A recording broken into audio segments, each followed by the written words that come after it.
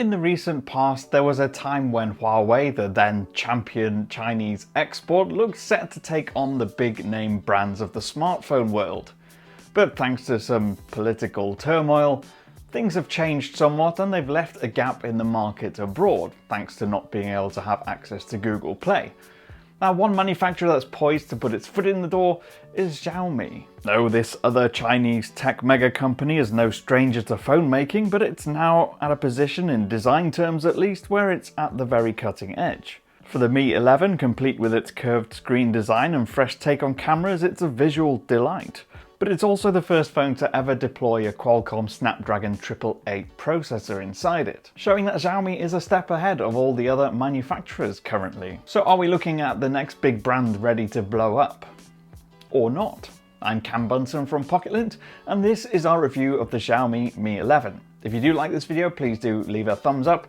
As always, it's always appreciated. Hit that subscribe and the little bell to make sure you don't miss any more of our videos. Now, there's only so far you can push the mold when it comes to creating a rectangular interactive screen, but the Mi 11 is refined at every turn. Whether it's the gently curved glass edges on all four sides, the subtle gradient and light-catching properties of the frosted glass rear, or the deftly cut punch-hole camera to the front, the Mi 11 is poised to perfection. Wrapped into that design is a lot of top quality specs too. The screen, a 6.81-inch AMOLED panel, is large but proportioned so it's not ridiculous for thumb reach across it, thanks to that 20:9 aspect ratio. The always-on panel can glow at those subtle curved edges as a not too intrusive alert mechanism, which looks wonderful, a kind of blue-purple aura alerting you that you've got notifications coming in. As is often the case with OLED panel balancing, however, when the screen is dimmed, it crushes the blacks somewhat. Not nearly as bad as, say, the Oppo Find X2 Pro did, but it's definitely there.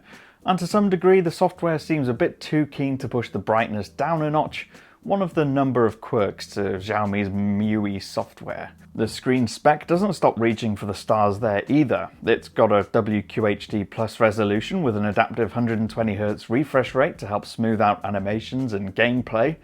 Oddly, in the settings though, the refresh rate page in the settings calls 120Hz medium, compared to 60Hz as standard, rather than having the highest one set as high. So it's not particularly well termed in the menu. As ever with refresh rate, it impacts battery life, as does the chosen resolution. But the Mi 11 can run WQHD+, that's 3200 by 1440 pixels at 120Hz, which is as good as things get at this moment in time. There's also Full HD+, which is 2400 by 1080, and automatic switching options to help save that battery life all the more. Whichever of the two resolutions you pick though, your content will look glorious. The high-spec screen is matched with high-spec innards too. As the first device to sport the Qualcomm Snapdragon 888 platform, it puts heaps of core power at your fingertips. And a fair bit of heat to match. A powerful processor, even a 5nm process platform such as the 888, can't exactly run cool, so expect some hand warming as a result. Which, given that it's pretty cold right now, is actually not necessarily a bad thing. So while the setup will run your favourite games and apps at their best, enhanced by the available refresh rate and resolution of the screen, it will of course impact your battery life. Now inside the Mi 11 there's a 4600 mAh cell, which is reasonable enough, and it also sports 55W fast charging and 50W wireless charging, but will drain faster than your average on account of the high-end specs. We're not talking drain at a problematic level though. We ran the phone from 9 AM start to 1 AM finish, including 4 hours of gaming off and on, and those 16 hours of use took the battery into its final 15%. So even with pretty solid usage, the above meant nearly 7 hours of screen time. In short, the Mi 11 will get you through the day.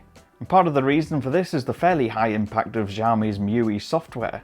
There are lots of options to pick through and a number of alerts to suggest limiting certain functions to retain battery, and a lot of per-app permissions that you'll need to tinker with to ensure everything runs as you please.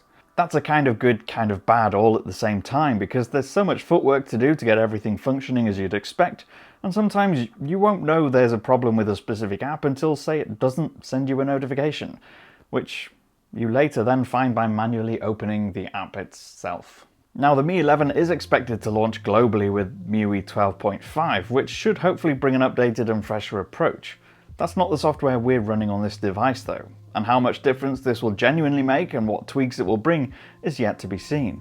But as we find the tinker with nature of MIUI to be the biggest hurdle of this device and of Xiaomi devices as a whole, especially seeing as it's largely inconsistent from device to device, seeing the software advance to a more natural, usable state is what will elevate this device to another level. Now, on the camera's front, the Mi 11 takes a different, rather refreshing approach. Yes, there's quite a number of lenses here, 3 in all, but none are there for the heck of it. Each lens has its own task. The main camera is a super high resolution at 108 megapixels. There's an ultra-wide to cram more into a scene, but far lower resolution at 13 megapixels. While the 5 megapixel tele-macro camera is the best we've seen yet for close-up shooting, although it's still not quite perfect.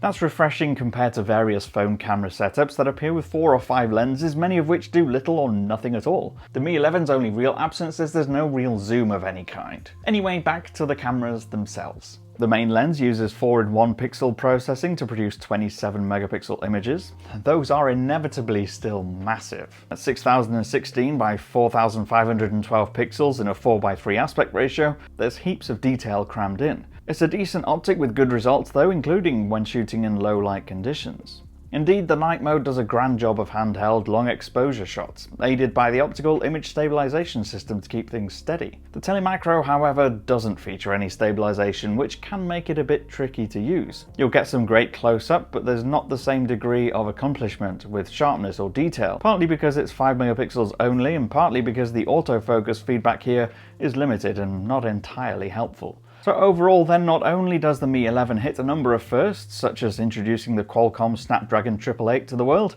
it's also attractively priced with €749 set as the opening sum. For all that's on offer here, that's super value.